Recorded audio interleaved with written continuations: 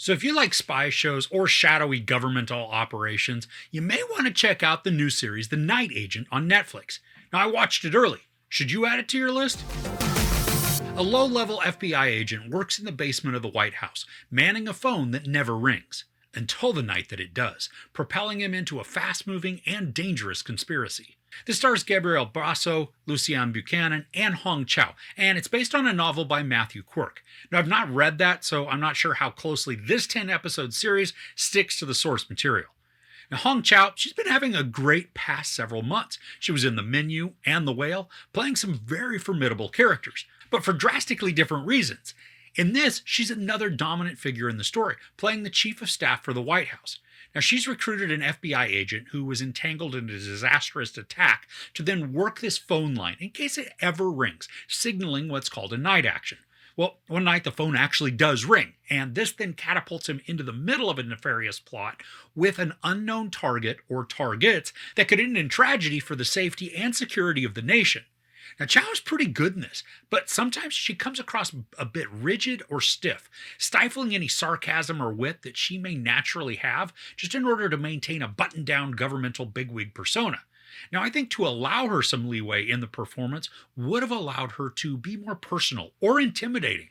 I mean, both of which she's proven capable before of in other roles. Gabriel Basso is the lead in this, and at first I didn't recognize him, but he's the dude who wears the trench coat and hat in the movie that the kids are making in that movie Super 8. Now, he's all grown up here, and he can execute some convincing action when it's called for. He's a likable enough character with charisma and an earnestness to do good. And he's battling people's perceptions of him, not only based on his own entanglement, but also family members. And speaking of that, the show continually teased that his dad was implicated in something bad in the past, but it's danced around for so long that I was afraid they were never going to actually address what happened. Now, luckily, we do get the full picture of what went down and why it still haunts Basso's character of Pete. But then there's something that's very annoying about Pete. He's probably the most trusting FBI agent in the history of ever. I mean, he gives up info to people that he's just met, and he does it on a regular basis. I guess he just thinks they won't be anything other than upstanding people.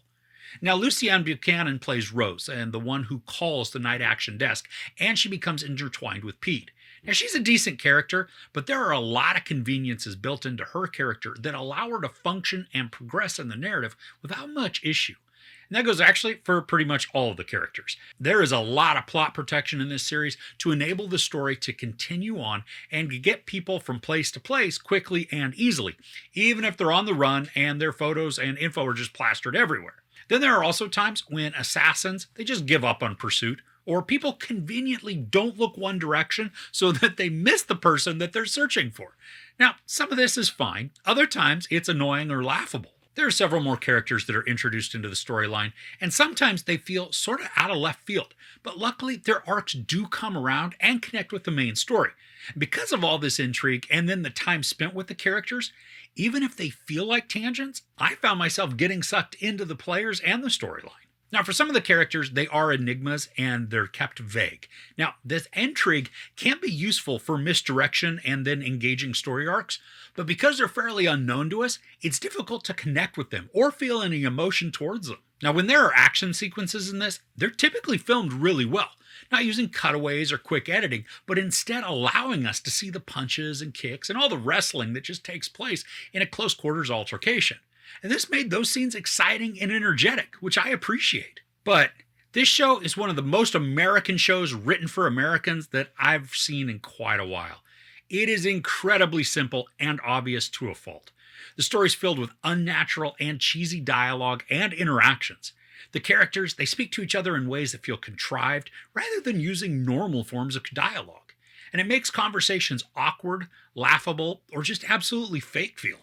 Now, we're told that there are very high stakes at play, that massive loss of life could be a possibility if the villain or villains is able to carry out their plan.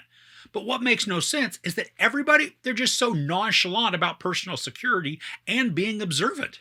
Now, Pete is way too trusting, but then, as any agent walks around, they also just walk out into the open, even though they know that there might be a threat present. But I guess that's because the show has professional assassins as characters, and they're just ridiculous. They will approach a target, but they're not ready to engage, which then gives the target plenty of time to escape through yet another plot convenience. Now, these sequences, they became old pretty quickly, because how many times are you going to let your mark escape and then have to have several minutes of exposition as to what's going to happen next? And then probably the biggest offense this show makes is that the villain, the perpetrator at the core of the story, they're so freaking obvious that, just hurts.